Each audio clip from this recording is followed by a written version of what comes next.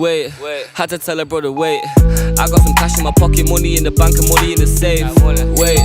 Wait, why you all up in my face? Hi guys, welcome back to Money Medics. I hope you're all doing well. Hopefully you've had a chance to look at our previous video on credit health. If you haven't, then do have a look. Do leave comments because we do read all the comments and we do like to take in the feedback, so please do leave comments. Today we will be talking about budgeting, which is basically how you manage the money that goes into your account and the money that comes out of your account. We thought we'll go back to the basics because we believe here at Money Medics, budgeting and understanding how to utilise credit go hand in hand. We've all been there whilst we were at uni and you had your student loans, you're holding down a part-time job and you realise at the end of the month you don't have any money. Or even more recently, if you're paying rent, you have high living costs and you're trying to pay for a holiday, managing money without falling into debt can be quite difficult. So today we're going to talk about our respective budgets and also giving you techniques on different budgeting ways. I like to keep it simple. My salary is my main source of income. When I'm paid at the end of the month, I split my salary into two buckets. One goes into my current account and one goes into my savings account. And in my current account, my main priorities are food, travel, direct debits, paying rent at home, and the rest goes into my savings account, as I said previously. So when it comes to additional items like buying clothes for work or saving up to go for a holiday, I always ask myself when it comes to budgeting, if I haven't equated for it in my budget, what's the value of me doing this particular activity? Because transferring money from my savings account back into my current account can be quite a long process. Right, okay, so I have a very different way of budgeting from Nick. Yeah, better budgeting. yeah, you could say that, but it is subject to opinion. It sounds a bit more complicated, but when you think about it, it's actually quite straightforward. So I have 3 separate accounts, 2 of which are current accounts. The other one is a savings account.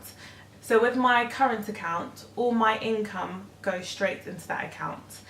The day after, I've set all my direct debits, which I mentioned in the previous video. So all of that will then leave my account. And then I have a set amount that I transfer into my savings account. And that's the same amount every month. That doesn't change. I never take money out of that account. And then from the remaining, I have a set amount that I will put into the other current account that I mentioned previously. And that's what I call my enjoyment fund. So that is what I use for things like food, going out, do my hair. Yeah, I think so. Food, going out, do my hair, weave, wigs, just enjoyment basically. But because I know it's a set amount each month, I do have to be very careful with it.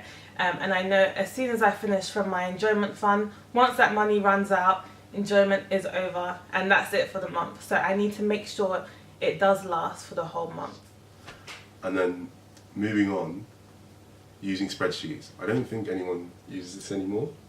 So I see this more of a mental spreadsheet. So understanding your actual expenses and your expected expenses. The last one, money management apps. There's so many money management apps out there, but 2 in particular caught my eye. REVOLUT, shout out to Joss for telling me about REVOLUT. So it's essentially a payment card app which tracks all your expenses and how you spend them. It gives me an analytical view of what I'm spending my money on, thus allowing me to identify any problem areas. And finally, this one caught my eye in particular, is Loop the app. It's essentially a payment app that allows you to budget and set particular goals and sends you notifications for how much you can spend in a particular month. Finally, I don't think you have to be good at maths to be good at budgeting. I studied law. I'm a pharmacist. But yeah, we're still able to budget relatively well. So I hope you guys found the use of it. Bye guys. I ain't really trying to stay. What was that, Nicholas? What's it called? Budgeting 101. I teach you how to stand. For some reason, I feel like I'm really out of breath. Can you hear it? Can you hear it? I feel like I can't breathe. Do I have asthma? No. I don't know. Okay. Okay. Was there any more to say in your budgeting? There's a lot more to say, but I can't breathe. Come on. Okay, I'm sorry. I think you take some Sigma. I think so. Sigma is good for your lungs.